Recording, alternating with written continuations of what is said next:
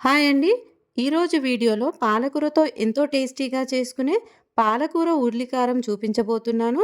ఎప్పుడూ చేసుకునే పాలకూర పప్పు, పాలకూర ఫ్రైయే కాకుండా పాలకూర ఓసారి ఇలా కొత్తగా మరింత టేస్టీగా ఈ విధంగా ట్రై చేసి చూడండి. టేస్ట్ అయితే చాలా బాగుంటుంది. పాలకూర ఆరోగ్యానికి చాలా మంచిది.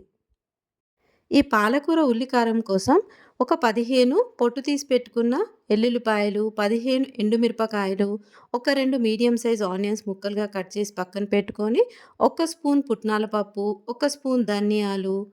ఇక్కడ పాలకూర అయితే నేను 4 కట్టలు తీసుకున్నాను. చిన్నగా కట్ చేసి శుభ్రంగా కడిగి రెడీగా పెట్టుకున్నాను.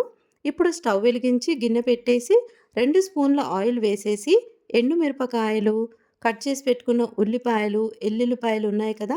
ఇవన్నీ కూడా వేసేసి పుట్నాల పప్పు, ధనియాలు ఇవన్నీ కూడా వేసేసి ఒక 4-5 నిమిషాల పాటు లో ఫ్లేమ్‌లో ఇలా కలుపుతూ ఉడికించుకోవాలి. ఇవన్నీ కూడా కలర్ మారాల్సిన పనేమీ లేదు. జస్ట్ సాఫ్ట్‌గా అయితే సరిపోతుంది. ఒక 4 నిమిషాల పాటు కలిపిన తర్వాత ఒక స్పూన్ సాల్ట్, హాఫ్ స్పూన్ పసుపు వేసి మరో 2 నిమిషాలు ఇలా కలిపిన తర్వాత స్టవ్ ఆపేసి చల్లారనివ్వాలి. వీడియో నచ్చితే లైక్ చేయండి. ఇప్పుడు ఇదంతా కూడా చల్లారిన తర్వాత ఒక మిక్సీ జార్‌లోకి తీసుకొని చక్కగా పేస్ట్ చేసి పక్కన పెట్టుకోవాలి.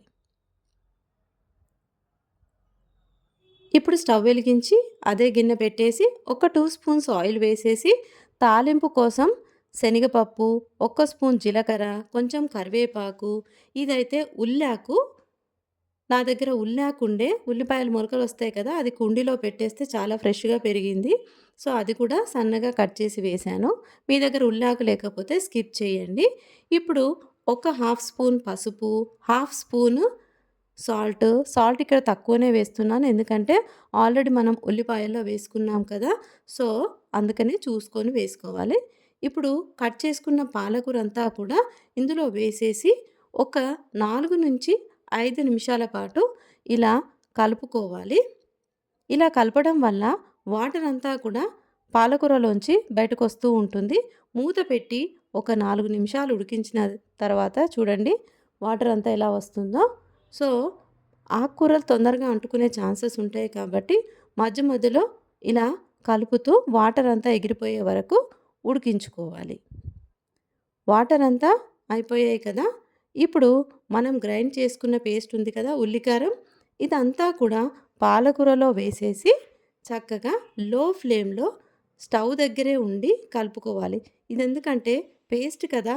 మళ్ళీ అంటుకుంటే మన రెసిపీ టేస్ట్ మారిపోతుంది. అందుకనే దగ్గరుండి కలుపుతూ ఇలా ఉడికించుకోవాలి.